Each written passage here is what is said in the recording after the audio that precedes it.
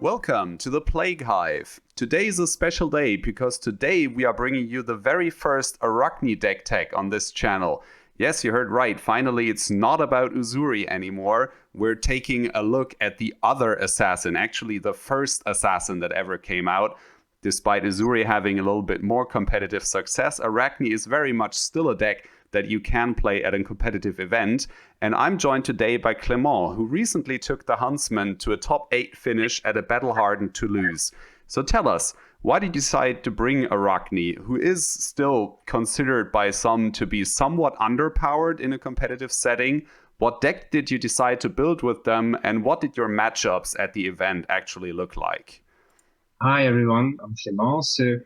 I brought Arakni at the Battle and event because, first of all, I love the hero. It's very charismatic, and I much prefer his signature-looking aspect to Uzuri.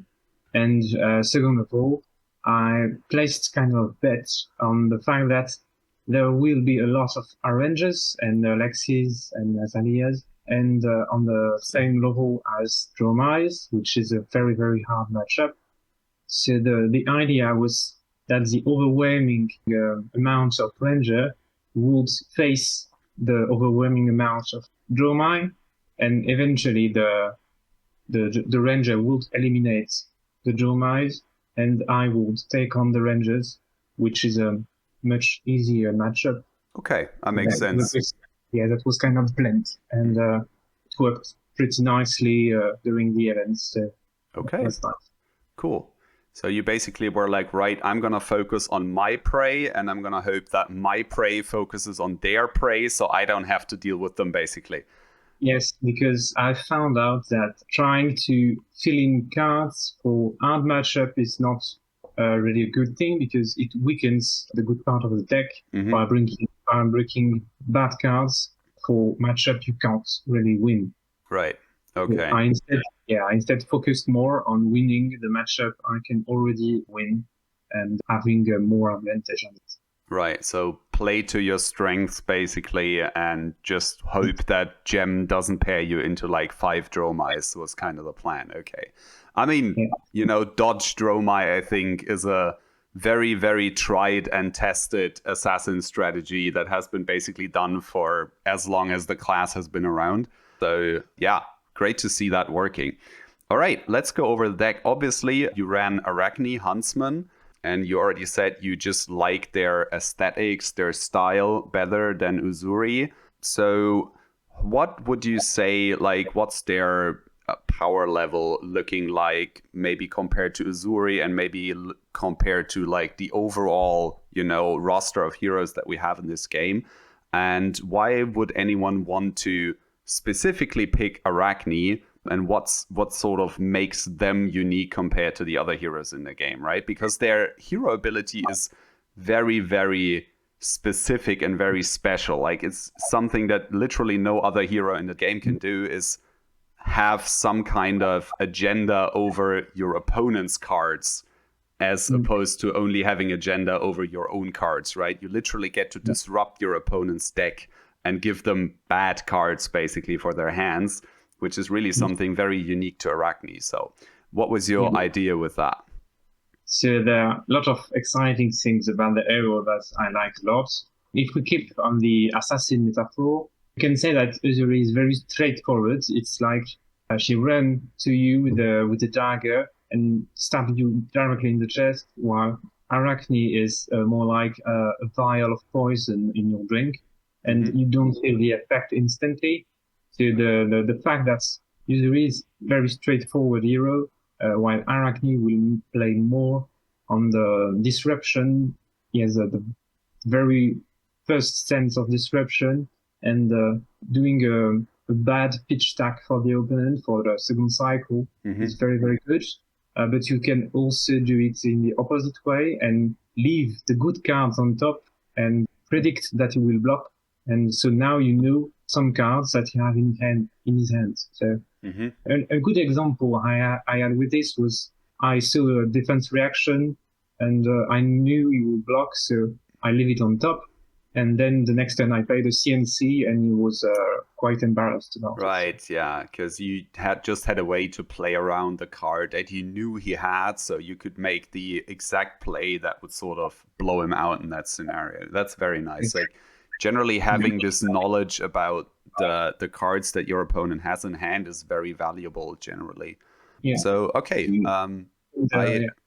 I like seeing Arakni having some competitive success because he's really kind of overlooked in favor of Uzuri for the most part. But the ability that they have access to is like really, really unique and a really cool thing. And I wish that it would be made a little more viable competitively. And I think actually some of the cards that we've got in Bright Lights are definitely more Arakni cards than they are Uzuri cards, like both Shriek Razors and Already Dead, which of course was my spoiler card. So I love that card a lot. And I think both of these cards actually work better in Arakni than they do in Uzuri. So Already Dead is a very, very good card. So let's go over your choice of equipment for a little bit. So the way I see it, you have just all of the equipment up here. So obviously you don't run all of this at the same time. Yeah. I think we can skip the Arcane Barrier stuff. You run AB3, you're on 17 blues. Makes sense. Just don't want to waste any pitch when you pitch into a wizard, right? What about the rest of it? So the rest is pretty classic, I would say. You can see that in any assassin deck. So you have the Black Deck Whisperers, which is a very good battle room equipment that you can get back. Even if you never do the attack reaction, you can just destroy it to get it back and block one more. So it's good in pretty much every matchup. And in the case you can go and touch with the attack reaction, you have a wide turn that ensures a good breaking point in the sense that you are on an advantage here because you have more damage, more banish, and more control over his next hand and his deck globally. Right. And you also get potentially more silver to get your boots back. So while Snapdragon Scalers is very good in Uzuri because it's easier to go wide in Uzuri for multiple reasons. I think in Arakni, Black Deck is just a must-have because all the contract cards allows for wider chances to activate Black Deck. Makes sense. All right. Yeah, so Flick Knife, I actually run Flick Knife only one time in this very specific weekend instead of Shriek Razors because Flick Knife, while it's very nice, it's meant to be used to kill people. And the Blade Break is putting me backwards and in a more aggressive ways, in a sense I can't control as much as I want the match because it breaks automatically and suddenly I don't have any more pressure with the item. So it's good in matchups where I know they will run only the minimum amount of defense to block breakpoints. So let's say you do a 4 contract and they just sing below. I know I can just Flick Knife to touch and hit and banish and etc. But otherwise the pressure of Shriek Razors is much more important. I like Flick Knives generally best into decks that run a small amount of defense reactions, basically, right? So like Rune Blade or some versions of Ninja, right? When you're up against the Katsu and they have like 3 Flick Flaks in the deck or something like that. I think that's the scenario where Flick Knives shines the most because, you can get value out of it, but they don't have like an overwhelming amount of defense reactions where you can kind of be forced to waste it sometimes.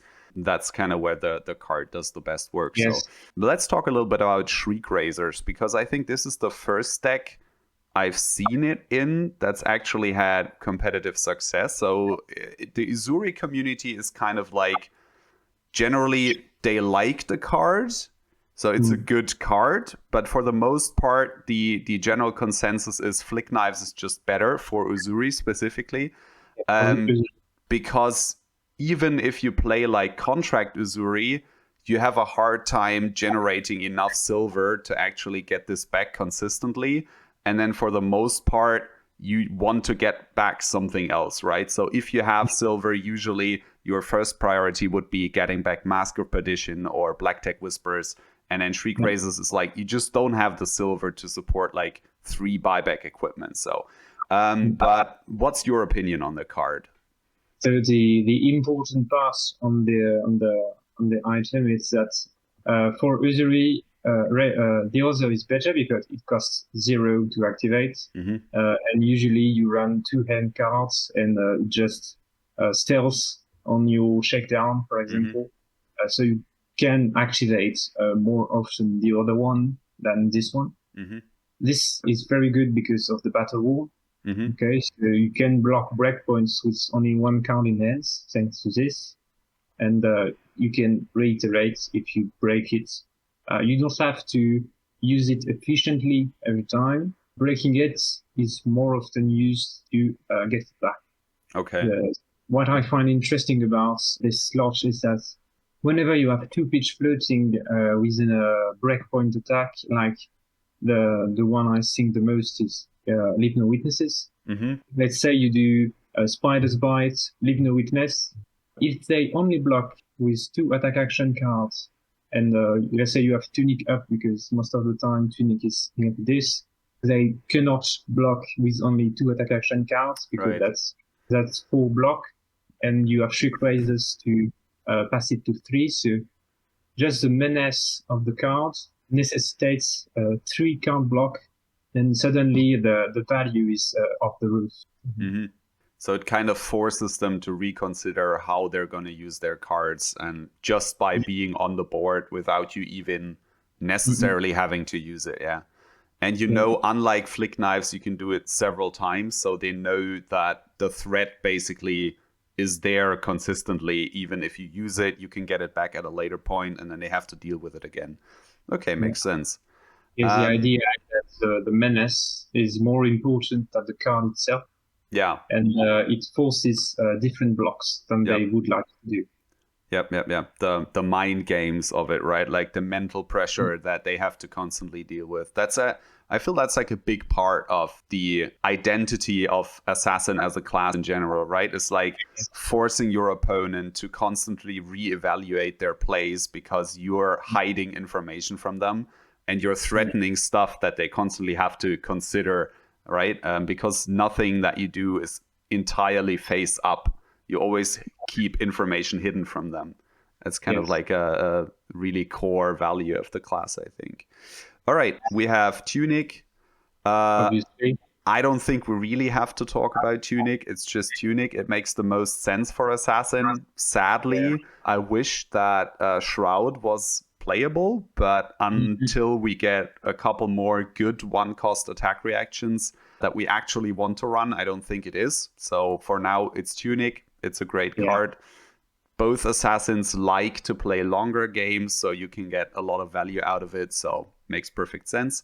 And then Mask of Perdition also makes sense. Extra silver generation.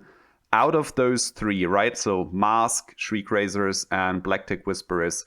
If you had the option to buy back all 3, right? Let's say all 3 of them are in your graveyard and you have 2 silver. Like, what's your priority? Obviously depends on game state and your opponent, right? But like overarching, like in general, what's the main priority you would go for in most situations? As you say, it really depends on the game state, the game itself, how much time we have left, how is the deck, everything, because it's also strength of Assassin that it's very polyvalent. You can do multiple things, and you have multiple choices. But in general, to answer your question, I would say I usually bring back Mask first. Because it's the main tool of the deck, and it's maybe one of the most important cards inside the deck. It allows for defensive options for breakpoint blocks. It allows for multiple banishing, and so you can most easily take important cards of the opponent. Okay. Yeah, because banishing 2 cards is very strong, and if you do that, let's say twice, you already banished the whole hand. So that's if you take counts that a card is 3 value, you have banished 12 value, and block 2 if you do that correctly. So the mask itself is already 14 value. That's more than tunic sometimes. Yeah, makes sense. Yeah. And depending on the contract you use it on, you can sometimes get back your 2 silver basically immediately, right? So if you hit Plunder the Poor, let's say, into a Lexi and you crack Mask on it, you have, I think, basically 100% chance to get 2 silver. With most Lexi decks, to my knowledge, don't really run any 2 costs unless it's like maybe CNC or Battering Bolt into Dromai just because they need the poppers, but they don't usually come in that matchup, and then you just have your silver back. You can get your mask back. Yeah. Plunder the Poor is a very, very good card, and the fact that mask can buy back itself with 100% contract is one of the strongest effects, and you can really snowball the game forwards for a faster fatigue then, while pushing for damage and hard decisions. Yeah. Absolutely, yeah. All right, and then finally we have the daggers. So you run Spider's Bite just because it's overall generally probably the best dagger into most decks apart from Wizard and Warrior. And then Nerve Scalpel, I assume, for the Flick Knife synergy mostly. At first it will be that, yes, but with tournaments I found that it's really important, even without Flick Knife, because if you do Scalpel and you know they have still defense reaction in the deck, they will not be able to one card block your breakers anymore with the Scalpel hitting, so they have to consider blocking the Scalpel, and then you can play differently around it. Right, makes sense. Overall, it's one of the best daggers as well. And then you don't run any others, right? So you have no Orbiter class, no Scale Peeler or anything in the deck. You didn't think it was necessary, or is this another one of those things where you try to play to your strengths and not kind of waste sideboard space on making bad matchups a little better, right? Because I imagine, for example, Wizard, Icelander specifically is still kind of a rough matchup for this. I think Arakni has a better time into Icelander than Uzuri does, actually. Yes. But you still decided not to bring Orbiter class to make that matchup maybe a little bit better. So what's the reasoning behind that? So the first thing to know is that the tournament was just one day after the release of Bright Light, and I had read multiple deck cheats, one with Trick Raises, one without, and in the one without, I had the Obito class inside, and so I managed to get the Trick Raises in time, so I played this one. But I had a tough decision to remove a card from the main pool to bring another equipment in, so I just decided to not play Obito class or Scale Pillar. But I think Obito class is nice if you want to fortify the Wizards and the Illusionist game plan. But overall, it's not really necessary because they are still not non-meta decks. Apart from Dromai, obviously, but it's a really difficult matchup. So I don't think bringing Obito class would change anything to the game. And as for Scale Pillar, it might be interesting in the future if we see the new Mechanos rising in the meta and winning more games, because all the Evos are really sensitive to the Scale Pillar. Yeah, they are. True. Whether they're in the deck or already on the board, right? Like if they block with an Evo from hand and you have Scale Peeler active, it still works because it's an equipment piece, so it still works on that. Okay, so that takes care of the equipment here. Let's go over the main board of the deck a little bit. So there's a couple of, I would say, old acquaintances here. And that shouldn't surprise anyone who's watched any Uzuri deck tech. So we have Command and Conquer, obviously. It's just a very good generic attack that's disruptive. We have Leave No Witnesses. We have Surgical Extraction, right? These are played by Uzuri as well. Codex of Frailty, of course. And then after that, it starts to get a little bit unfamiliar territory. Let's put it like that. So I can already see Already Dead here, which I always love to see. What was the use case for that card? Because it was very new, right? Like this was the first event basically where that card was actually legal to play. And I personally haven't really gotten around to doing any testing with it. Did you find it to be impactful? Like, did it do what you thought it would do, or did it kind of surprise you in some way maybe? Or what's your evaluation of the card overall after using it in a tournament actually? Yeah, first of all, it's a very good card, and especially in Arakni with the contract keyword. So I expected the card to work great in almost every matchup I can encounter.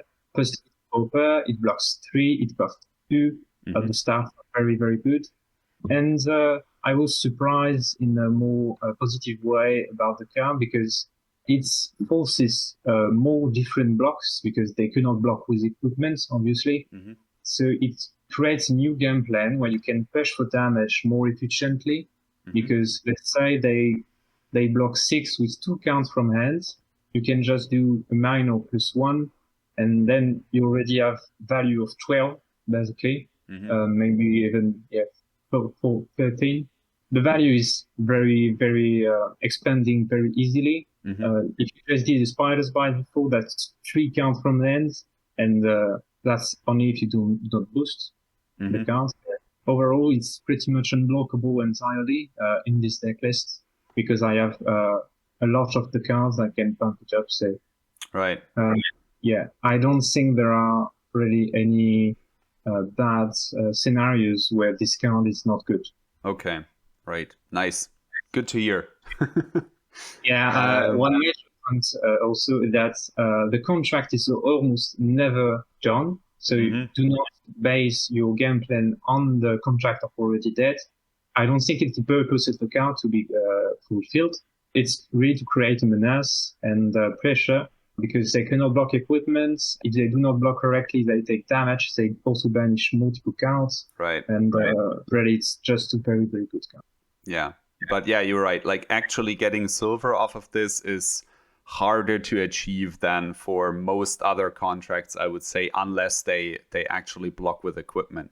So one thing of note is you don't necessarily have to banish from the chain link that's currently active, right? So if you manage to give your first attack go again and they block that with equipment and then you play already dead and it hits, you can actually banish an equipment piece on a prior chain link as long as you didn't break the chain. So that's actually a neat trick you can do with this card if you manage to land an extender, maybe with an activation of Black Tech Whispers, or maybe even a dagger, actually, if they decided to block a dagger with a piece of equipment just because they didn't want to deal with it. Sometimes it happens. And in that case, you can actually get them with that. But I would assume it's sort of more of a niche scenario that actually happens. Yeah, but it can really pretty much happen. And I think the more the opponent is aware that the card exists, the more he will be careful with his blocks. Yep. Because if he sees I can go again on this, and he knows I can banish his equipment blocks. So overall, just the existence of the card is a menace to the opponent, and it changes his block entirely. You don't even need to have a card in hand. So. Yeah, makes sense. All right, then the next one here surprises me a little bit. Rainbow, Annihilate the Arm. Like, it's generally a good contract, and the condition of banishing attack action cards is live into the majority of decks. So in that sense, it's very good. Is the reason why you decided to bring 9 of them partially due to Shriek Razors, just because it pairs nicely into the cost curve of those 2 cards? Or why did you go with the full rainbow on this? So Shriek Razors is a very nice addition to Annihilate. So if you have a 2-card hand, a blue, and an Annihilate that's either red or it works most efficiently with the blue one because it attacks for free. So you can just Annihilate Shriek Razors, and they suddenly need 2 cards to block your blue attack. But most of all, Annihilate 1 for 5 combined with the Spider's Bite is at last 3 cards. So you either take 5 HP and a card from the top of the deck, that's 8 value. Or you can take 9 Spider's Bite, or It's really just a very impactful, full of value cards. I don't think I can play the deck without it. The yellow is 4 attack to breakpoint, block 3. It pitch for dagger, it pitch for any card in the deck actually. So it's really, yeah, you just see the value going up and up when you play these cards. Because, you know, if they block with 3 cards from hand because you did a spider spy before, the value is really just outstanding. Yeah. At that point, you're just fatiguing them by, you know, stripping cards from block. And that's kind of like the strength of Arakni is that basically either way you get cards, right? Like either they block and you get cards out of their hand and they're gone, or they don't block and you get cards from their deck. So they lose the fatigue game either way. The task is just to survive until they run out of cards if you're really going for like the hard fatigue strategy, right? Yeah. Okay. But the addition of the new cards allows for different strategy instead of hard fatigue. And yeah, you can play it a little more aggressively and actually try to actively kill someone. So it's more of like a, I would say, active fatigue strategy where them having to actually defend your attacks is part of the fatigue because they need to block and then that removes cards from them versus like the old school life gain Arakni decks that were around like pre-Outsiders that didn't have all of these aggressive tools and had to really rely on hardcore fatigue as their main strategy because it just didn't work any other way. Like we didn't have the cards back then to actually make these slightly more aggressive strategies actually viable, right? So, all right, cut to the chase. Makes sense. You have a ton of contracts in the deck, so this is obviously a very good card. The reds, really great. +3 for 0 cost. Plus you get an additional activation basically of Arakni's hero ability. Really great. Why also the blues? Was it just you wanted more of this effect, or is the +1 actually relevant in a lot of cases? Everything in the card is very good. So it blocks 3. It's a blue card. It activates Arakni once more, as you said. And the +1 became more and more relevant with the addition of Already Dead. So now you can Already Dead and just +1, it goes to 7, and suddenly it's a very, very big menace. True. But you know, if let's say they perfect block your attack, you can just +1 and it's over 10. Punch over that, yeah. There's really no reason not to run the blue cat to the chase, I think. Okay, makes sense, yeah. Like in Uzuri, again, an argument could be made that you might want to run something like Concealed Blade because it also applies to other assassin attacks. But I think the only other assassin attack you actually run is this. And then Regicide, of course, but we'll talk about that a little bit later. So yeah, single copy of Death Touch up here. Obviously, much worse in Arakni than it is in Uzuri because you don't have the versatility of actually swapping it in to play it from hand straight away. You have to get it into the arsenal. It's still one of the best cards to bring back with a Codex of Frailty. I would assume that's why you still run it, just because it has that utility once it's in the graveyard and you have Tunic up. Codex of Frailty turns into a really, really disgusting one-card hand. Absolutely, yes. Yeah, all right. Plus, it's a popper, so, you know. Yeah. So the idea is to get it in the graveyard as quick as possible, because it's one of the best targets for Codex. It only costs 1, so you can just Spider's Bite, Death Touch for the blue. Creates a lot of damage, a lot of disruption if you do blue drops, if you do inertia. And on ranges, the Frailty is very impactful, but in the meantime, they cannot block 6, because if they block 6, they cannot play the turn. But if they do not block 6, all the bullpen shots can go again easily. So it's really a really, really good card, but you can only run 1 because, as you said, it's easier in Uzuri than in Arakni to play the card. Yeah, it's kind of clunky, and then the fact that it's only a 2-block just kind of makes it a little too hard to get value from most of the time. So I can see why you would only run 1. That makes perfect sense. Yeah. But you see, versus Rangers, they often have arrows for 5. So 2 cards from hand with a Death Touch is block 5, so it's not really a downside anymore. It's still fine, yeah. True. All right, Leave No Witnesses, probably one of the best contracts in the game. maybe even the best contract in the game. I don't think it's the best one. To me, it's Surgical Extraction. Okay. But Leave No Witness is certainly the strongest card you can get back from Codex. And it's one of the strongest, if not the strongest, one-card hands you have. If you just block with everything and just do Leave No Witness on the rational cards, it's a really disruptive turn just with one card. So also a very easy contract to complete. And I can buff it with almost anything I have in the deck, so it's a very good menace. Yeah, pretty easy to hit, and it always hurts. That's actually an advantage that Arakni has over like most Uzuri lists, because every Uzuri list runs this as a 3-off, but most of them don't really have the means to really support it. So it's more like, okay, you have to give me 2 cards to block this, but it doesn't hit as often as it might in an Arakni deck, just because you have all of these extra tools like Cut to the Chase, you have the Shreds, right? You run the Shriek Razors, all of those things that can make this easier to actually connect compared to like an Uzuri deck that runs a stealth-focused build where you just go, okay, Leave No Witnesses is a great card.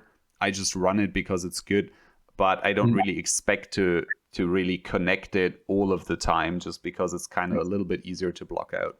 All right, Plunder the Poor, also one of the best contracts in my opinion, especially into aggressive decks. It's just free silver most of the time. So yeah, I guess the yellows in this case are out because they just block 3 and it's too easy to cover that up.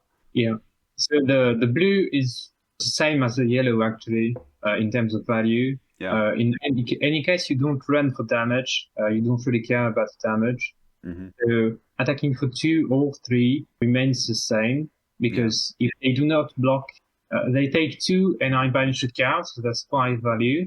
And if they block, I take a card from hand, and that's 3 value at grand minimum, because as I said, I have boost, I have shreds, I can do pretty much everything I want. So the blue one is just best because it pitches better. Right, makes sense, yeah. I mean, there's an argument to be made for the yellows because you're running Shriek Razors, right? Yes. So you could go with the yellows and then keep a card up to also Shriek Razor, but I think Plunder is mostly just a really, really good 1-card hand. Yes. So you're not really looking to necessarily spend extra resources just to connect with this, because at the end of the day, it's kind of not worth the extra card. Like you'd had to take 3 damage basically to make that play happen in most cases. So I would imagine it's not necessarily what you would go for. If it happens right, if it aligns up like that, fine, you go for it. But it's not necessarily a play that you're actively looking to make, I would assume. Yeah, Plunder is likely if it's a 1-card hand. If Shriek Razors was a 1-cost activation, I would consider the yellow Plunder the Poor, but the fact it costs is 2 makes it that it's really just a menace on the board and an active card I want to use every turn. Right. Yeah, makes sense. Yeah. Okay, let's go over the rest of the contracts before we touch onto the rest of the deck. So we have Slay the Scholars here. Why did you decide to run this one over any of the other 0-cost contracts? It's pretty easy to touch the contracts overall. Let me check what the others are on the 0-cost, if I don't remember. So you have on the 0-cost Sax the Shifty, which will be quite great, but in the range, none of the arrows have go again, so it's very good. Fleece the Frail, in the same meaning time, it's the 2 or less block, it's less because all the arrows block 3, for example. Yep. So that's about it. So the idea is that it's another Plunder the Poor, but it allows for recursion of the mask in heavy non-attack action card decks like Wizard. Like if I hit a Scholar with a mask, I'm pretty sure I have 2 silvers back to just mask again. Yep. So it's a great tool for fatiguing heavy non-attack action cards deck, and I can also do, let's say, go again to have 2 active contracts on the combat chain, and then I can capitalize on the Fear of the Kind banish and sort of thing. Get some extra silver from that, yeah. And I noticed actually touching back a little bit on your choices of AB equipment, right? You chose to go with Narun boots, Narun gloves, and Arcane Lantern, which basically leaves you with Tunic and Mask of Perdition as the active pieces. So you have Mask into every single matchup, essentially. Like there's no matchup where you actually decide to not run this, and there's no matchup where you decide to not run Tunic, which, you know, makes sense. Like Tunic is just great, and Mask, like you said, is basically the main value engine of the deck in a way. So you want to have that live even into Wizards. Makes Sometimes sense. I wanted to have a Crown of Providence this weekend, but Mask is just overall so great. I can't really play without it. It's you can't really give it up. Like Crown is great, but I think this deck runs on Mask of Perdition really. That's what makes it work. Yeah. Okay, so we have Eradicate, which is sort of like sometimes the least impactful of the three Majestic contracts in terms of immediate disruption. Yeah. But I think anyone who has played against Eradicate a number of times knows that they have to block this. Yeah, like it's very, very scary. It's so tempting to just go like, yeah, all right, you know, it's just 4 cards from my deck, like, and I can just keep a 5-card hand and pressure them. But unless you're really sure you can kill the assassin in the next like 2 or 3 turns, you have to respect Eradicate. You have to block this. Otherwise, it takes a full hand from your deck, essentially. Like, you don't really get silver from this. That's not why you play it. I mean, sometimes it happens, but for the most part, it's like, okay, if I get a silver, it's nice. But just having the ability to take away a full hand from them, or even more, right? If you manage to line it up with a cut to the chase or 2. Eradicate for 10 is definitely a thing that has been done. Like, I've done that. And that just feels absolutely disgusting. Like, if you manage to line that up, it's really good. So I happened to did it this weekend. So I was against Lexi. She blocked 4. So 1 card from hand and an equipment, I think. And I just Razor Reflex, cut to the chase. So I take 1 card from hand and 6 cards from his top deck. That was 2 Rain Reds, a 3 of a kind, and 3 red arrows. He basically lost the game here. Yeah. And he did not have any more menace and push damage to the game. I just played more likely after that and just 1 card hands, 2 cards, 1 card hands, 2 cards, and that's it.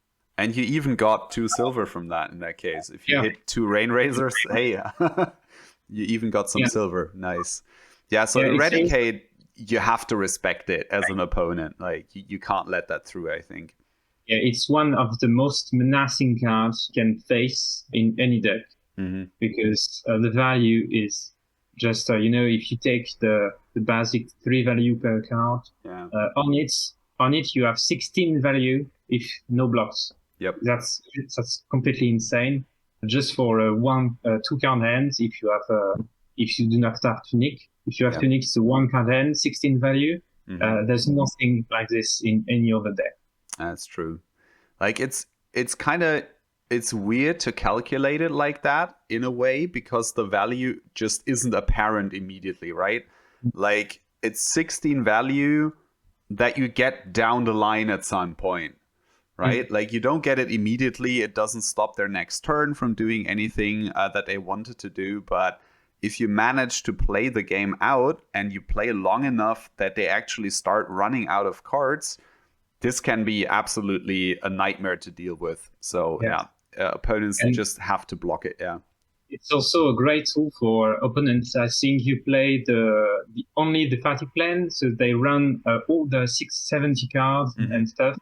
And it's a boosted Eradicate, and suddenly it's like they didn't have cards to the decks. They just play 60, you know? Yeah, okay. And they still have to deal with the lower consistency that playing 70 cards brings with it, right? Which is definitely a factor.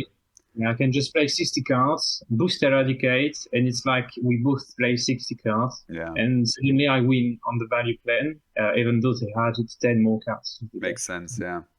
All right, and then finally we have Surgical Extraction, which you already said was your favorite contract. And based on what it does, like the hit effect, I absolutely agree.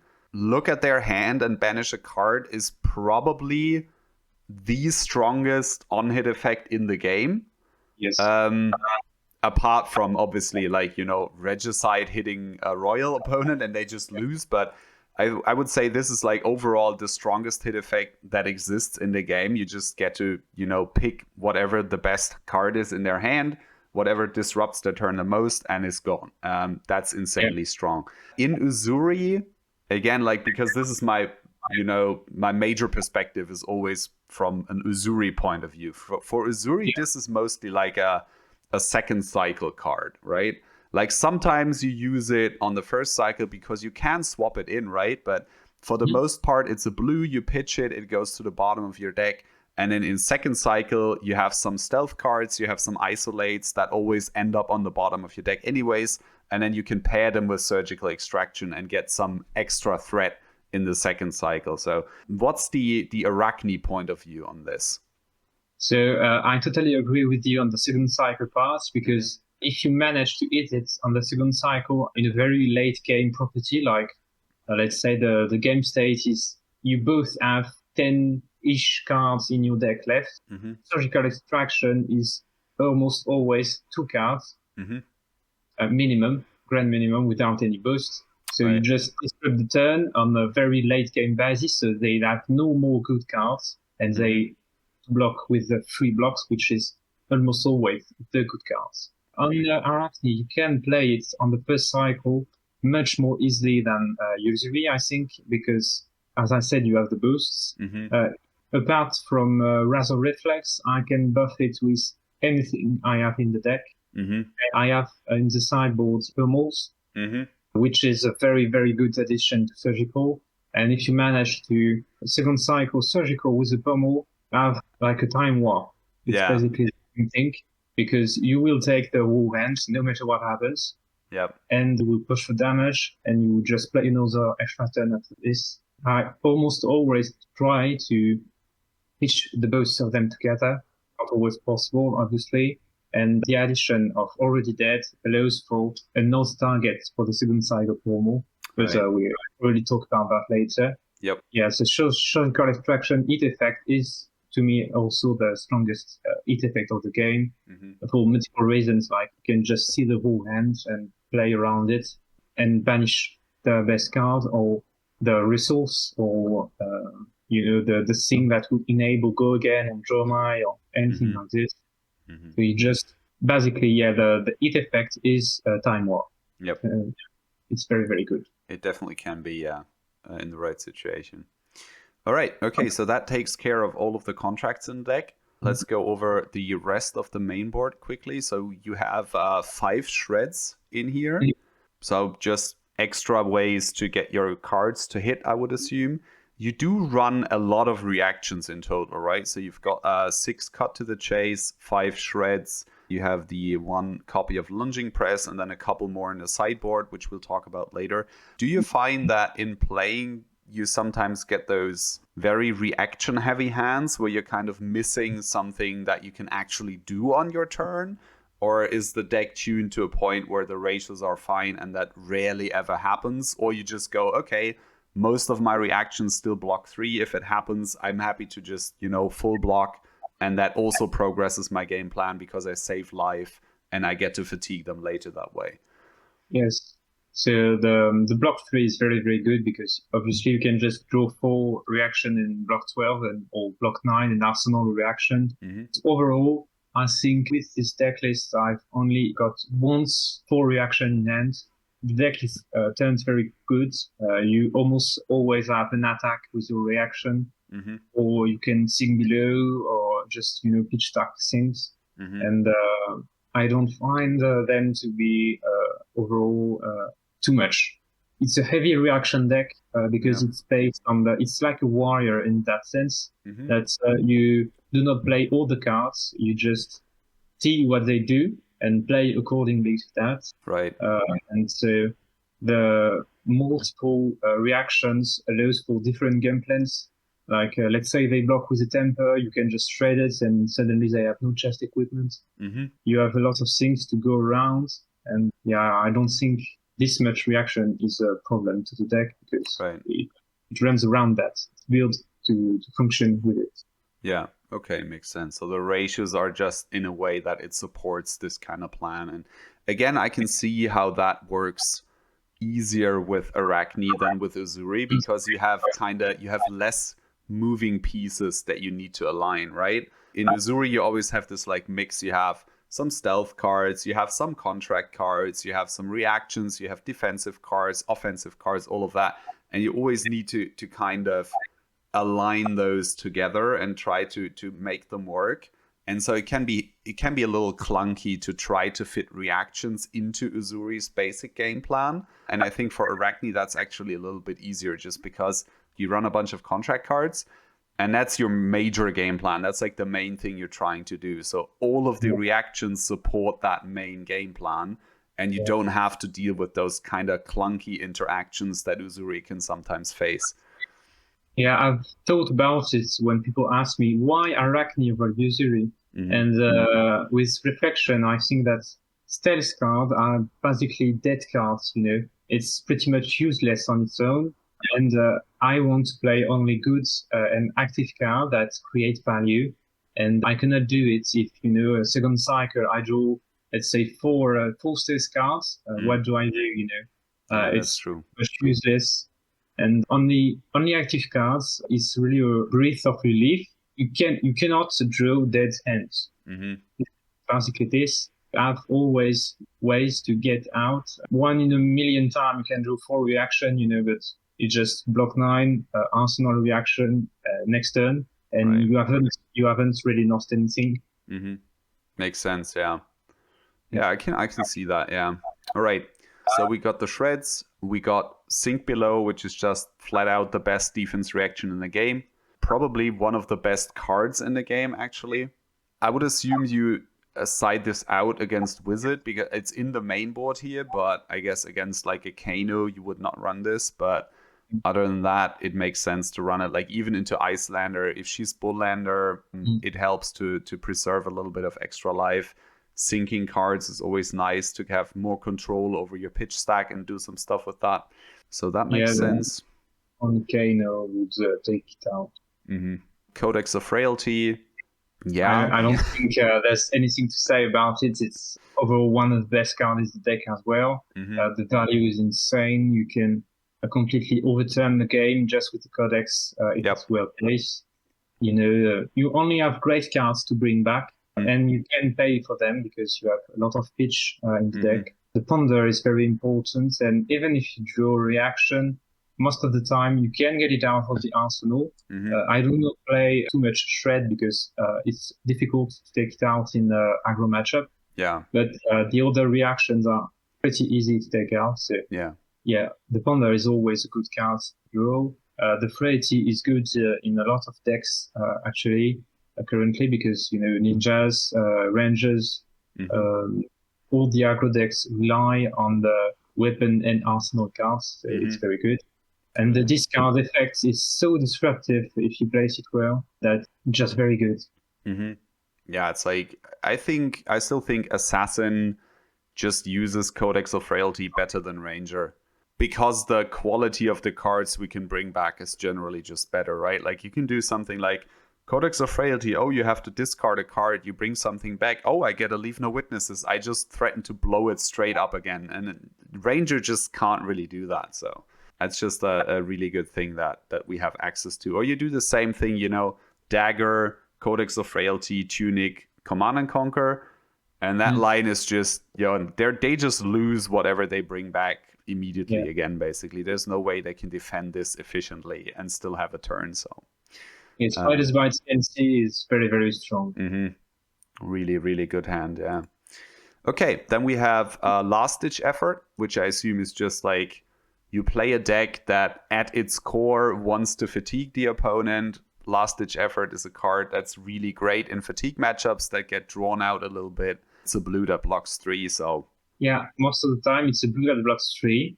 I happened to play it with the effect active this weekend. Against Athalia, where we both were deck out. I just went 8 go again, close chain, Codex into live. And it were very late game, so I just took his whole hand and played another turn. Right. The idea is, it's a blue block 3, Mm-hmm. but sometimes if you manage to pitch it correctly, you can use it very late game. And the addition to Pommel is that you can in game just attack and menace a Pommel with 8 damage still, so that's very good. That's pretty strong, yeah, true. Then we have, I want to talk about Regicide kind of last. So let's go with Lunging Press first. You already told me this was actually originally a different card.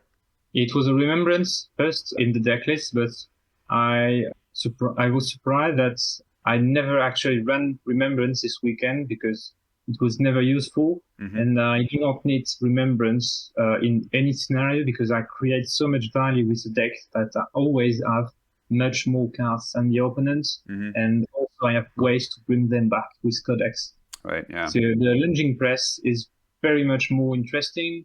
Just if we take literally the card, it blocks for 2, while Remembrance do not block. Yep.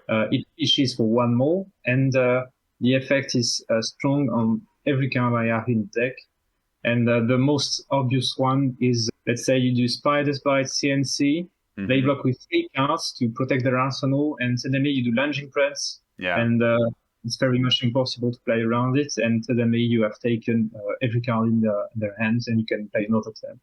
Yeah, and so I think most people don't really see it coming, right? Like, you don't expect decks to run Lunging Press. Yeah, and the one-off makes it so that they cannot predict it. Because if I play 3, they could see I have played already 2, let's say, and I do a CNC, they can play around it. And even so, I do not think that they would overblock CNC just for a Lunging Press. Yeah. You don't really it's do very that. Very hard to play around. Mm-hmm. I only put 1 because it's the block 2. I think 1 is fine, but I do not want to overdo it with Lunging Press. It's really a skilled deck that's more interesting in the late game. Makes sense. Yeah, it's sort of like a combat trick, like a gotcha card basically, but makes sense, yeah. All right, and then finally we have Arakni's specialization card, Regicide, which I think every Arakni player wishes was better. That's a sad truth, unfortunately, but I've seen quite a few Arakni players actually just not run the card because, this line here, you lose the game. Yeah. So that's rough. That's a tough inclusion in the deck. So why did you decide to actually run it? Was it just like, first up, style points, 100%? If you run Regicide in an Arakni deck, you get the style points. Flavor-wise, it's a really good card, but why did you decide to actually include it in the deck? While the second line is pretty bad, the third one is very, very good. Mm-hmm. And it means that it's a blue block 3. Most of the time, it will be a blue block 3, like 99% of the time. But if you go into really late game plan of Fatigue, they have 15, 10 cards banish, and every card they have in the pitch cycle, you can have an unblockable attack and just kill someone with it without any issue, because it's quite literally unblockable because of the effect. Yeah, okay. Did that actually happen out of curiosity at the tournament? I was 2 turns away from doing it in the top 8 match because I had stacked 2 Razor Reflexes with a Regicide for late game. It was Lexi. She had 15, 20 cards in the banisher. Mm-hmm. It was pretty sure I would win over this. Yeah. But she got the win first. Right. Okay. One more important point about Regicide is the rise of Royal Dromai and Royal in overall, because I've seen also Royal Bravos, even if it's over meta thing.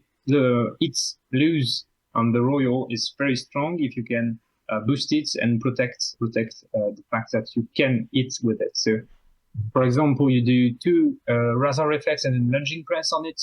Mm-hmm. You have 10. They cannot predict that you will boost 7 on it. It's impossible. Yeah, people don't expect that. That's true. But it's really a gamble. So most of the time, I will not play it because if they can, they will just block with the whole hand and pass turn. And so because they know I lose a game, it's a combat lane close. So.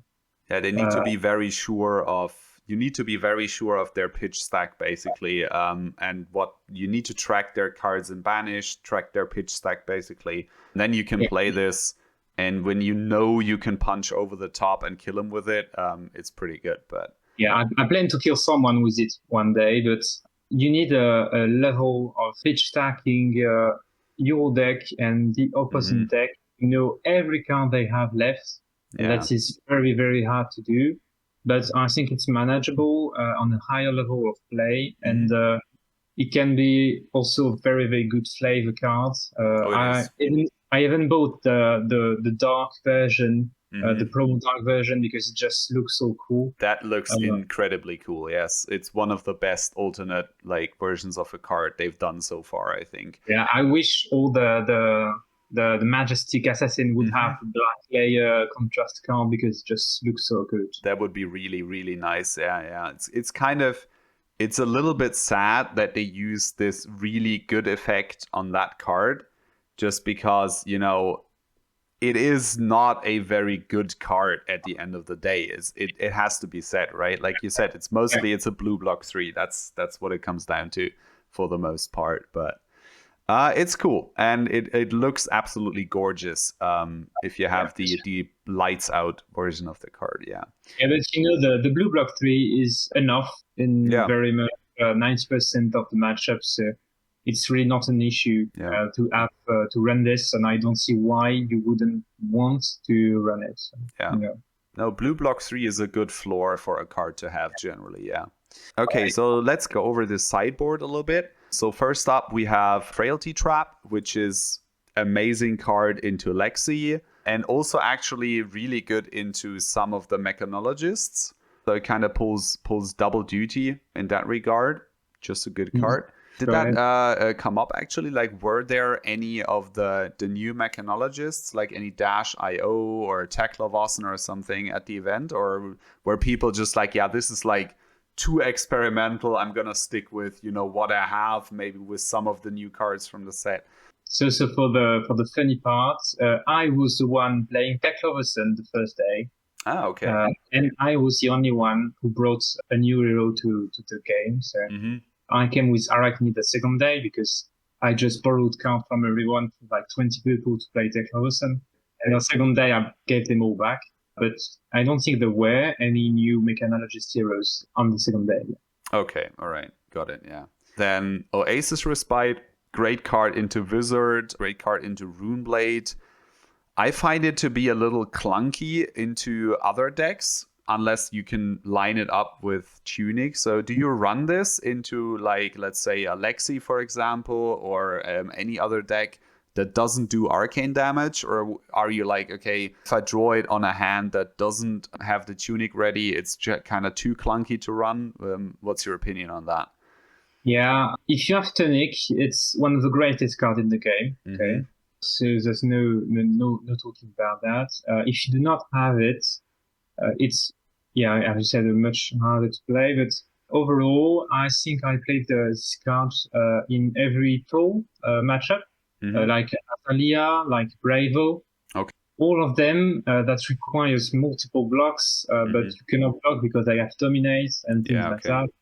You want to be able to block everything and even gain value out of it with the life point, because you usually have less life point of them. Right, okay. In Lexi, it's not a really good card because most of the time the arrows hit for 5, even for 6. So the breakpoint to 4 is not interesting. Right, yeah. Sometimes you can just, battle 1 and Oasis to a block 5. But then it's also risky, because if you have a boost, you're pretty much down. Yeah. So the idea is that it's a great side for, I'd say, 80% of decks. But the ninjas, who are most likely at 3, sometimes at 4. I think I will run this in ninjas because it blocks breakpoints, it gains life, you can play the more fatigue plan. Makes sense. Warrior, I play this 100% because reprise effect. Yeah. I don't really know when I do not play this. It's a good card overall. It adds to the second cycle plan because you can pitch dark cards. True. which is very good. Yeah, Lexi, the matchup I would not play is because it does not block inherently, and I need 2 cards if I do not have to. Makes sense. Yeah. Okay. Right. All right. And then we round out the defensive options with 3 copies of Red Unmovable. And I assume this is also against the tall decks, right? So you run this into Bravo, into Azalea, basically, probably into Dorinthia, I would assume as well, just because it's an extra defense reaction. And in mirror matches against Assassin as well. Makes sense, yeah, right. Just because you block 8 and there's no real way that most Assassin decks can handle that. That makes sense. Okay. Then we have Pummel and Razor Reflex. Those are a little bit spicy. Do you typically run both of them if you decide to run them? Or is it more like they come in for specific matchups? Sometimes I play both, sometimes one, sometimes none. It depends on the game. On the Lexis I encountered at the tournament, I found that my sideboard was usually 3 thread traps, 2 Pommel, and 1 Razor, and that's it. I played the strict 60. Yep. Because the Pommel is so disruptive, you cannot ignore it, but you cannot play around it either. So it's just just damage, disruptive, and that's it. The Razor is good if you want to play a little bit wider. So you play it on the matchups where they do not block. Pommel can be played on the matchup where they block because it's just so good. But Razor, Razor is harder because if you do not hit, you have lost your turn. Makes sense. Yeah, you kept cards to go wide and then they block it out, and that kind of screws with your turn. Yeah. Yeah, basically, if they do not block, if the gameplay is not to block, you can play both pretty easily. Makes sense. Okay, and then finally we have Smashing Good Time, which I assume was sort of like a hedge bet in case there was like a bunch of mechanologists around, or is this generally a card that you run into other decks as well? So it's here from a long time because of Total Dash. And it's really good to break the induction chamber. It's also, I found personally, one of the best boosts you can have on the +3 generics boost. Because some people would say that it's, I don't remember the name, the one that costs 1 and gives +3 to the next attack you play. Come to fight, yeah. Yeah, this one costs 1, so that's the issue with it. Yeah. And this one has an extra effect, and it costs 0. So, it only blocks 2, but most of the time you do not block with this. And it's a great target for Codex of Rarity. If you ponder into it, that's very good.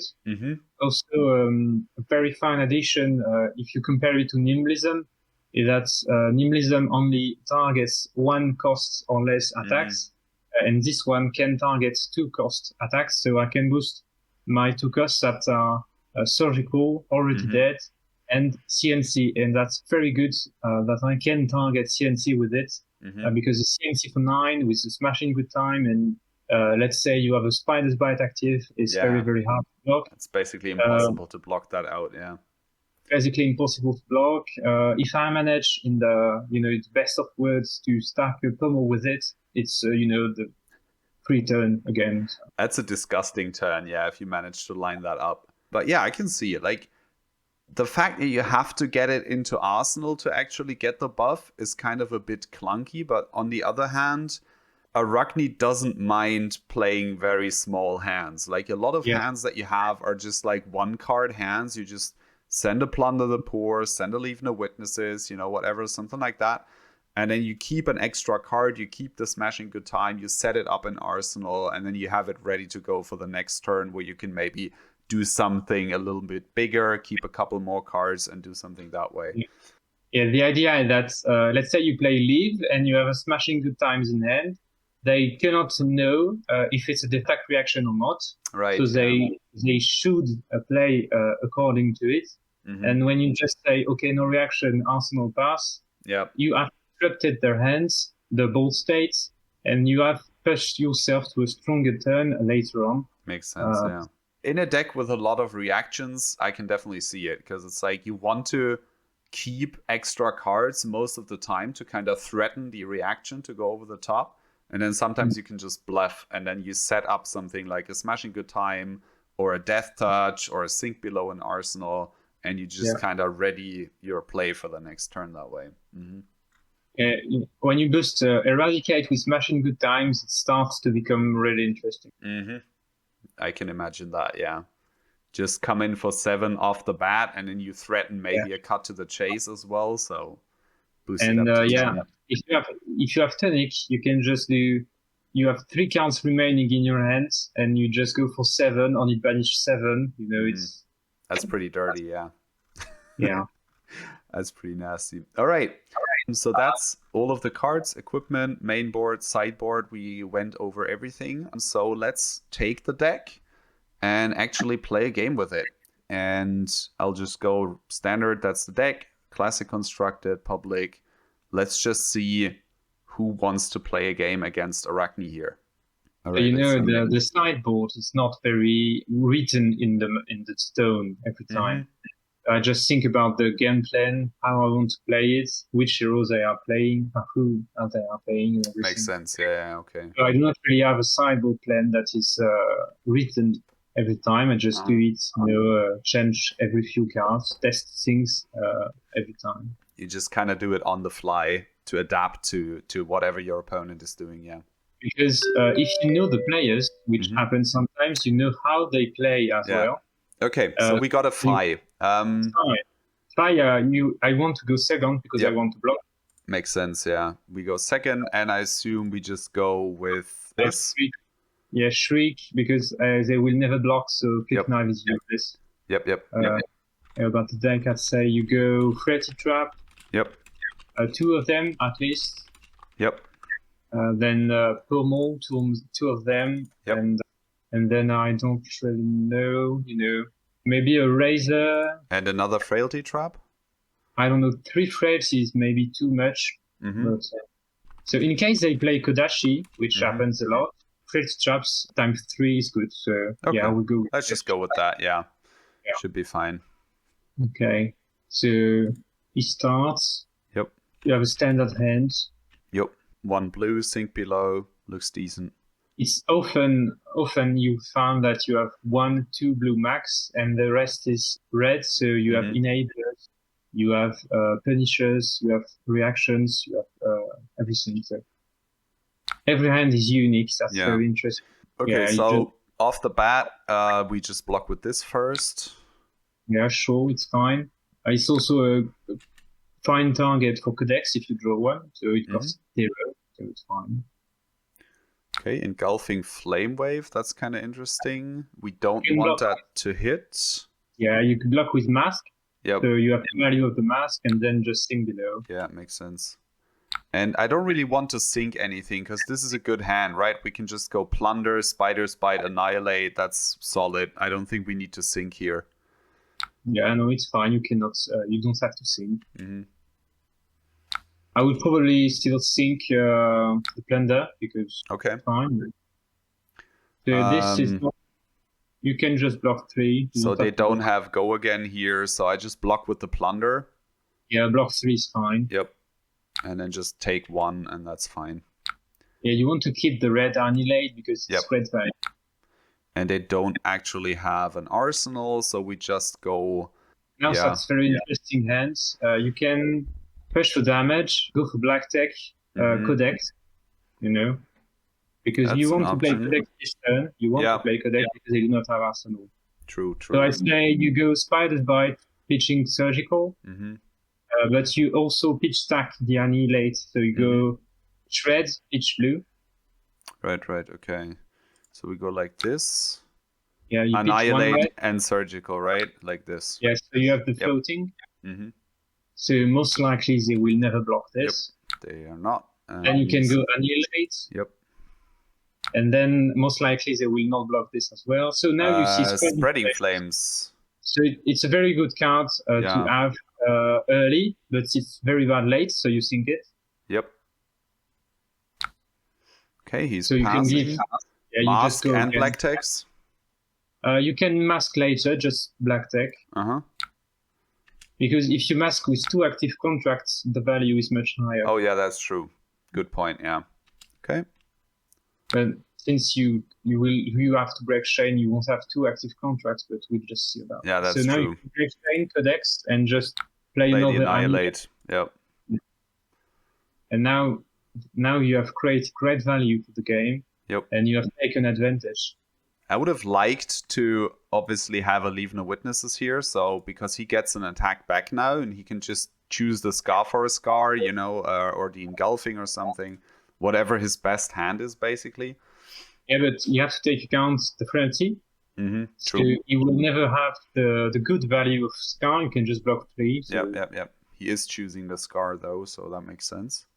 Scar is not really a menace. You don't have any units on it. It's not draconic. So it has nothing to do to advance his game plan. Expect from the arch. Makes sense, yeah. Okay, and he has to discard now, and he discarded a snatch. Okay, all right. So we just send the annihilate here. Now you can soaring strike. I think you want to banish this. Yeah, so that's fine. Just leave that on top. That's all right. And if it does not block, you can just. Oh yeah, I should have masked. Dang it! Nah, no way. It's fine because you have 2 silvers for later. Yeah, so you want to see the annihilate first because it's great to see first, and you have sync for Arsenal, perfect, and then oh nice, we have leave no witnesses, cut to the chase, so perfect. Yeah, you can block 11 with your hands and still have out 7. That's very good. So I would say we just block with the plunder. I don't think you block this. I don't think you block this actually. Just take the 3. Okay. Yeah. Makes sense. Because you have to take account the mask of momentum. And blocking a 3 like this is not very good. Yeah. Blocking, blocking this one is much more interesting. Sorry. You block with CNC, I think. Yeah, makes sense. You keep the plunder for Arsenal if you can. And now you have blocked second attack, so mask is much harder to hit. You can just take 1 here. I just take 1, yeah. They will probably. Okay, lava burst for 6. That's pretty solid. I think you can just block with your sing below. And then sink the plunder maybe to see what we get, or we just keep it for Arsenal. I think you can just keep it entirely because you will get back black text here. Okay, makes sense, yeah. And if they do not block the leave, you can just go again under the pool. Yep, makes sense. And you create a gameplay where you play aggressive instead of passive, and that's very good. True. Also, it's 2 very easy contracts to complete. Absolutely, yeah. Okay, so we start with the leave no witnesses. Yeah, it's fine. Even if they do not have Arsenal. I think I want a red here, right? So I'm sinking this. Yeah, just sink it. Yep. So now they have Fading Flame and a Soulbit Strike on the bottom. Which, they do not go together. So you're creating already a bad pitch stack for the opponents. In case we go to second cycle, which we probably won't, but Yeah. So you see they won't block this one, so you can just cut to the chase. Yep. And since you sunk the first card, you see another one. It's a red, perfect. We leave that. Yeah, we leave that. It's also a great enabler in price. So we go black text again. You want to banish this one. And now you can go again, play the pool. Yep. And now it's very interesting to mask, Oh, Blaze Headlong. Okay, we keep that. Yeah. That's also good. They most probably won't block this one because then the turn is over, so you can just mask. Yep. And now you create 3 silvers. Yep, probably, yeah. Yep. Yeah. 5 silver, holy crap. That's pretty strong. Okay, they just went back. That's fair. Yeah. They probably. All right, they passed. Yeah. Okay, they just went. Yeah, they passed too quickly. Yeah. Happens. I've had that happen to me where you just kind of pass and then. So now you have Tunic up next turn. So you just keep CMC and cut to the chase, and you can block 6 easily. So you can do Spider's Bite CNC. Okay, Engulfing Flame Wave. Again, that's not really one that I want to let hit, so I think I'm just blocking 6 here. Yeah, you can just block 6. Yep. So I just block with the Shred and one of the CNCs, I would assume. Yeah. Yes. Yep. The Shred is not useful in this end, so you don't want... You just kind of block with it. And now, whatever they throw at you, it's not very important. Yep. I would assume they pass Arsenal. Maybe he just tries to Arsenal something here, yeah. Because or he tries to play around the Arsenal disruption that we have by just sending... Okay, he Arsenaled, actually. Okay. Yeah, but he cannot play all the game around it, because he will never have pressure this way. True. So you can just Spider's Bite, Tunic CNC, and now you see the power of the cards really going into place. That's a pretty disgusting... Yeah, it's not blockable for a aggro deck like Yeah, not really. Like, he can give us, like, Tiger Stripe Shuko on 2 cards, but I think he just takes 6. Yeah. And you kill the Lava Burst here, so you take very good. Pressure. That's very good. And we have Leave No Witnesses and a Frailty Trap here, which is good. Yeah. Okay, so he starts with Spreading Flames. Solid. Yeah, you can just Frailty Trap here, yeah. So the thing is, you will have Leave, Slay the Scholar with Go Again, and you have a Shred to enable. And you can just really go really aggressive this turn and do not block anything that comes here. Okay, so I'm not blocking anything here. I think you can block with your 3 Battle Wounds here to play around Mask, but okay, yeah, makes sense. You don't want him to draw. Because he doesn't really have enough chain links to actually do anything. Yeah, makes sense. Let's go for this. Since you create a lot of silvers, it's fine to just block. True. So since you have the Frailty, you don't really want to Emberblade because it's undervalue. So so he just goes with a Rising Resentment, and then he probably comes in with a Phoenix Flame to end it. But I'm just taking the 3 here. That's fine. You know, you saw her head in the game. It's fine. Yeah. And here I take 2 because of the Draconic Spreading Flames, but it's also okay. I can do this.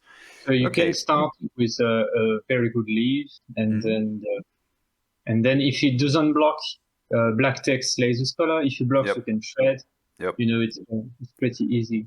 We have now he's at 15. Like, at this point, I don't actually mind. I think we just sink the Spreading Flames here, or do we leave that on top? I think we leave that on top to ensure the red. Makes sense. Yeah, get the silver. To be sure we have the red one. He's gonna have to start blocking pretty soon. So even if the Shred doesn't do anything here because he decides to not block. He decides to block. Okay. Because if he keeps blocking, he won't be able to do threatening damage. And on a game where the opponent just blocks, we win. Because we have everything we want. Okay, he's playing around the Shriek Razors here. Yeah, but we have the Shred. Which actually makes sense, but we do have the Shred, so yeah. Yeah, you That's just a little shred, unfortunate. I shred and shred the Shuko. And then Black we go Black Tex. You can even go Mask here. No, I think we go Mask on the second one, right? Unless he full blocks this. Because we already have 2 silver, so... Yeah, it's true. You know, it's pretty much free game. I don't think Phi is a menace to get. Yeah, Snatch. You want to banish this. Yeah, I want a red, right? So I'm fine with that. I'll just leave that on top. You want to banish this, and you mask. Play 2 more silvers. Great. And there you go. Is at 10, you already banned 8 cards. Yeah. On every plan you can go, you are winning currently.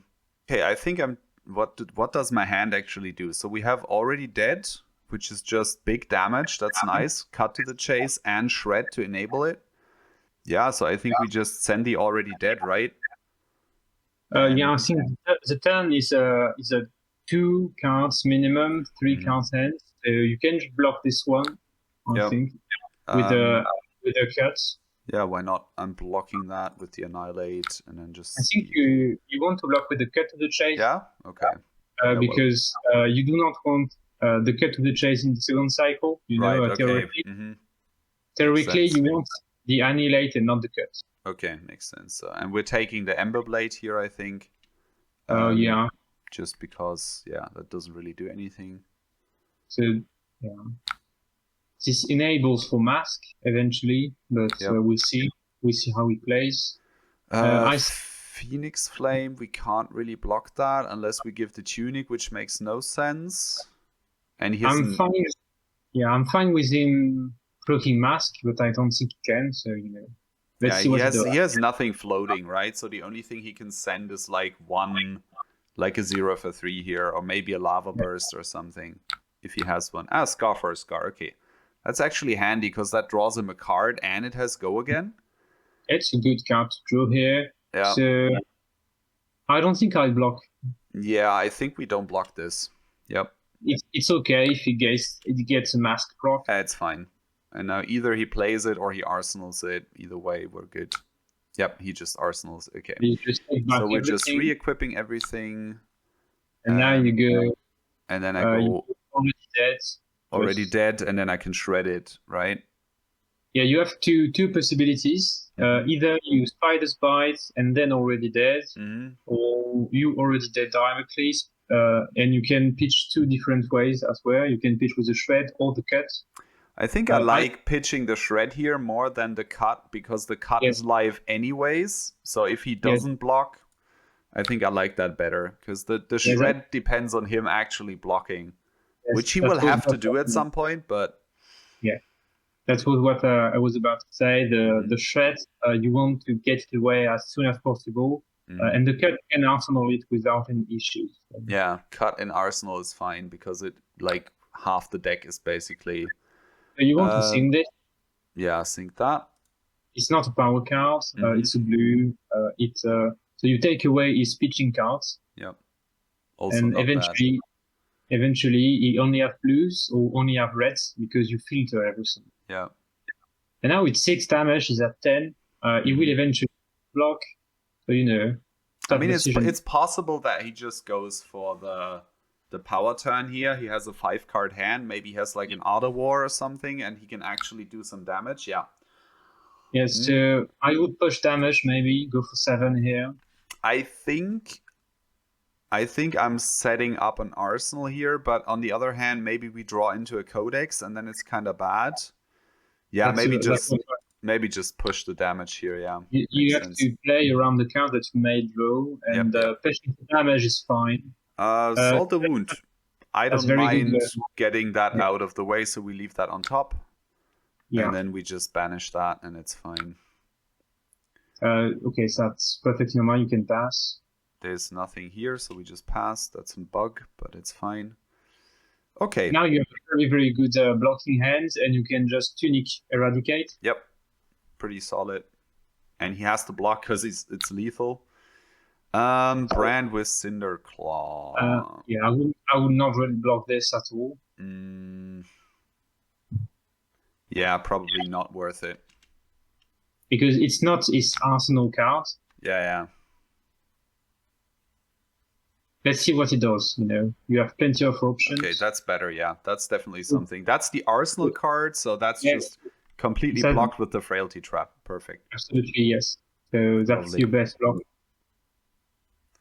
Yep. And that's why Frailty Trap is so damn good. Yeah, Frailty Trap is really good.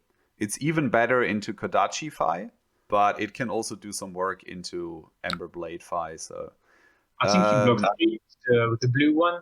Blue cut, yep. Yeah, so because you can just go Eradicate for 7 with a Tunic next turn. Yep. And a Blaze Headlong for 4. Yeah, you can block with the mask. Maybe keep one, keep the boots, because you do not need. Yeah, that makes sense. I don't hate that. And now he gets a Phoenix Flame, I think, but no, he doesn't actually. Okay, that's so you can Tunic Eradicate, and now you have the very, very big Menace. Yeah, you keep that. A yellow, sure. I'll keep that. Yeah. So I think unless he like massively overblocks, we just kill him here. But if he massively overblocks, you very, very I good just arsenal the cut, and then and you have a very good card in arsenal. Mm-hmm. Okay, so he plays around the Shriek Razors again. Okay, he actually plays around the cut. That's fair. You just pass. Yeah. No, that's actually like he gets to live, so that makes sense. But now that's just live. Now we have just lost. Yeah. You have a surgical going for 10 next turn. He cannot block this. It's not possible.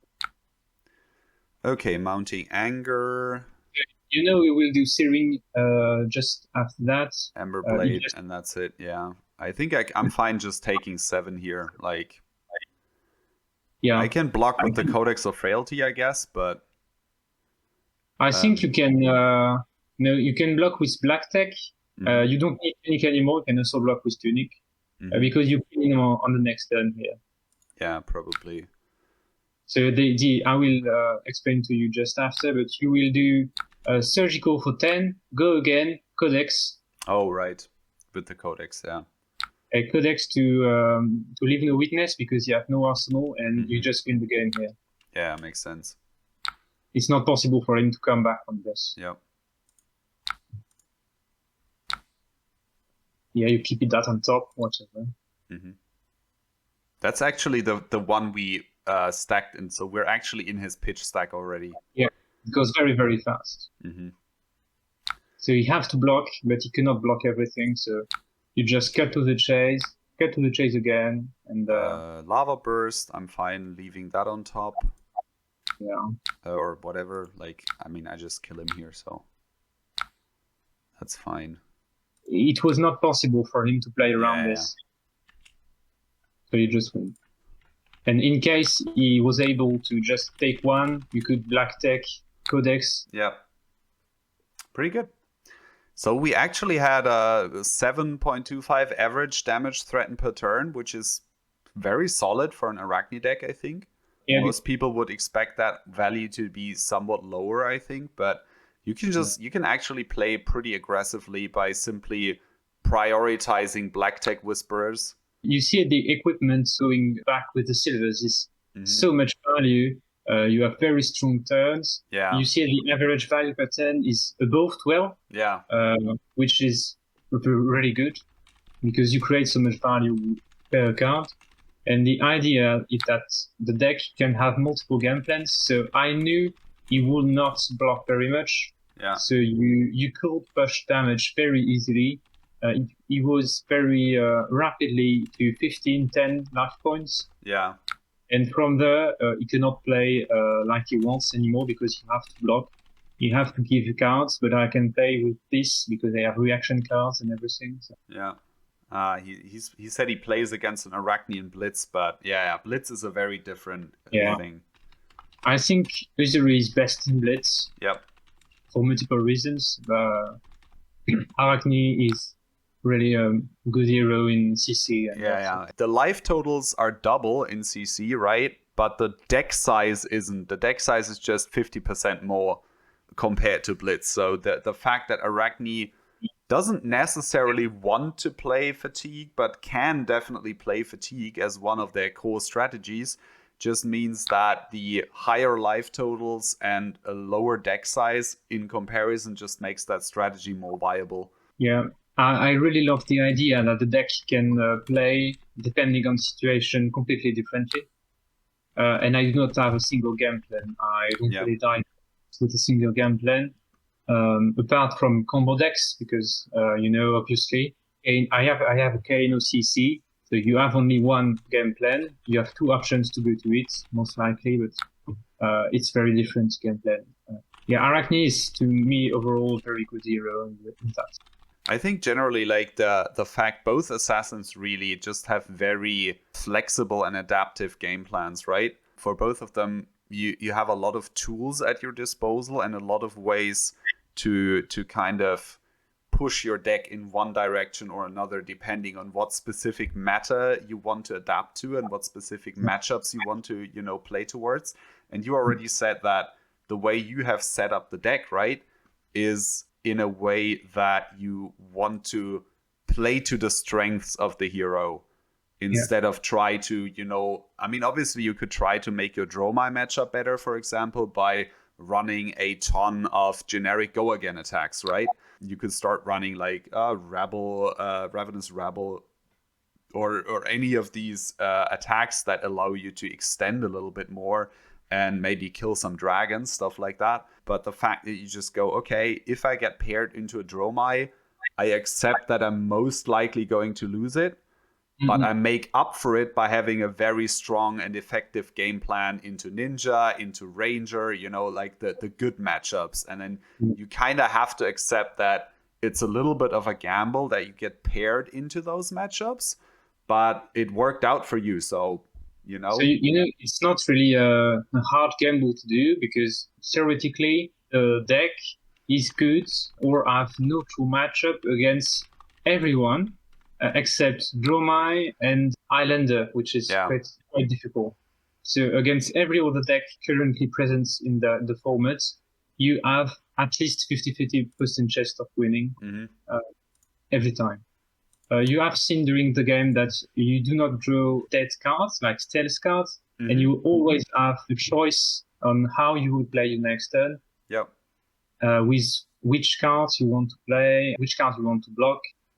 You Makes don't sense. have just say, oh, I can only block 6 because I need my stealth and my CNC to go for a 6 damage turn. And you have a little bit more flexibility with Arakni that way. I think the core idea of this is also present in some Uzuri lists, right? Like you have the very contract-heavy Uzuri lists that, for example, Archon Altars is popular for. And those are sort of like basically an Arakni deck where you take out a couple of cards to just, put in Shakedown and like a minimal amount of stealth cards, like typically anything between 3 and 6 isolates, and then that's basically it.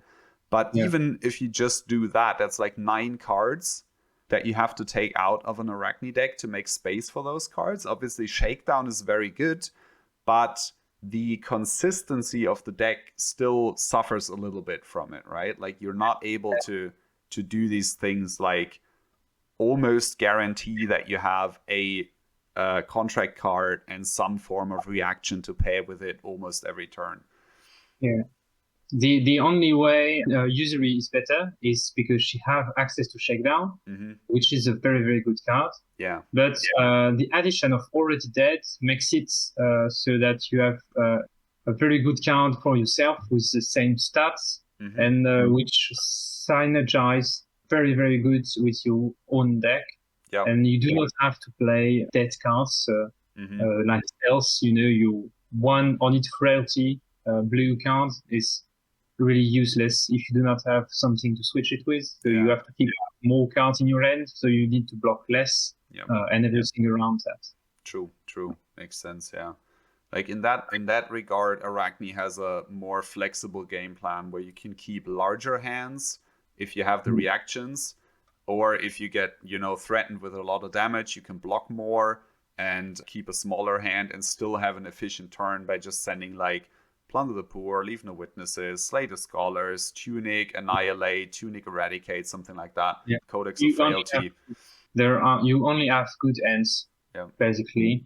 There are very, very few red heavy hands you can draw. It can happen, but you will most likely always have 0 for 4 contracts in your heavy red hand. So you can either block 9, block 6 and boost, sink below. Yeah. You have lots of options, and it's all stabilized with the base of the goods contract, the codex, the reactions and everything.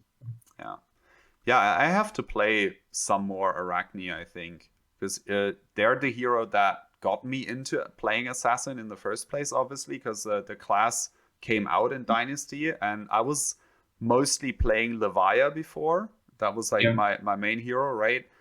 And Levia gets a little bit mentally fatiguing at some point, right?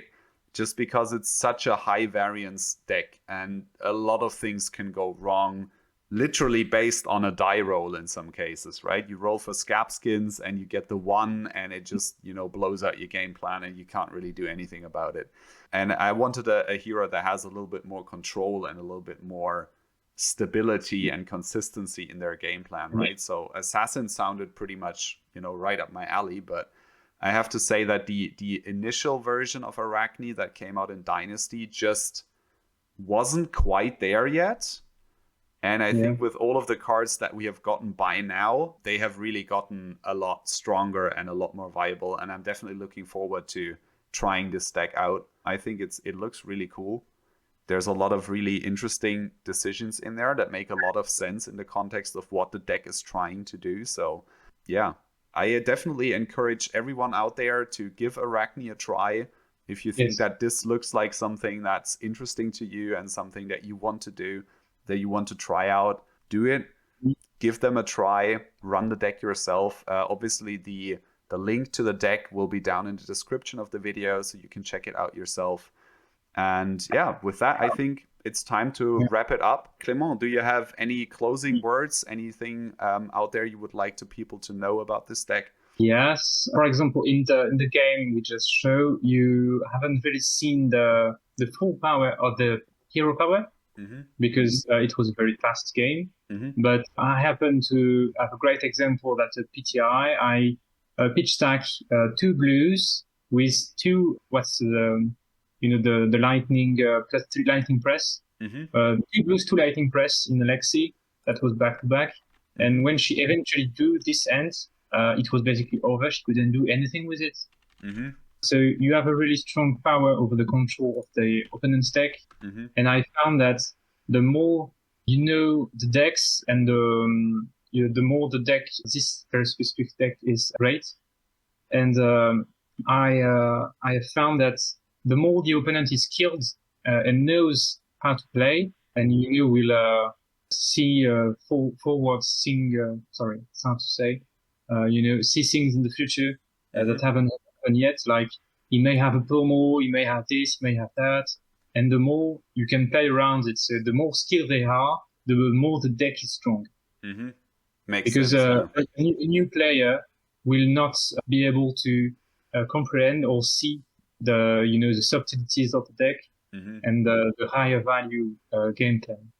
It's definitely a deck that really rewards knowing other decks, which is also true for Uzuri, to be honest, but is specifically true for Arakni. But that's generally, I think, a feature of the assassin class. Like, if you know exactly what your opponent can do, you can disrupt them more efficiently because you know exactly what cards you leave on top, which cards you sink to the bottom, what scenario do you keep which cards, that kind of thing.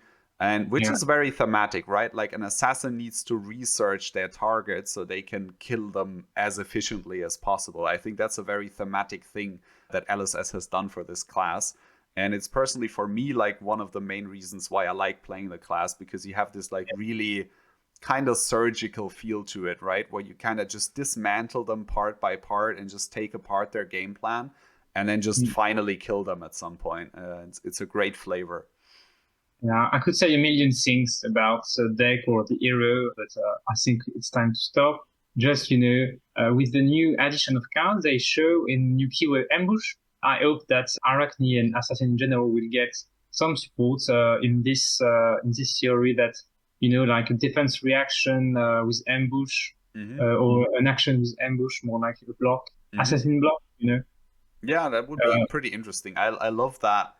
The ambush on the one ninja block is really great, and I hope that they print some more of these things going forward, because the block cards generally don't feel like super good for the most part, but the ninja one definitely seems very cool. Just because you can put it in Arsenal and just get the value from it later, and that would be a really cool addition for Assassin. Yeah, absolutely. Yeah, any card that goes out can only strengthen the Arakni build. A new specialization will probably do in for good, and every new card can only be a great addition to the deck. Yeah, new specialization would be the dream. Absolutely. Yeah, like, that's definitely something they need. Yeah, it will happen. We know that. We just hope for the best. I have multiple theories on that, but we can elaborate later. Yeah, we have to be a little bit patient, but it's coming at some point. Yeah. All right. Thank you very much for being on the channel, for sharing this deck with us, and for explaining all of your theories, your ideas, and your card choices on here. And if you guys have any questions about this, you can post them down in the comments down below the video. You can find both of us on the FabTCG Discord and ask your questions there. So if you have anything that you want to ask about the deck, feel free to do so. And like I said, take it for a spin, pull it up on Talishar, maybe build the deck yourself, run it at an armory. Arakni is great fun to play, and I hope that this video has shown you that it's definitely a deck that has to be taken seriously and that you can run even at competitive high-level events and have a good amount of success with. So with that, that's it for today. Again, thank you for coming here and doing this with me, and see you guys in the next one. Bye-bye. Thank you.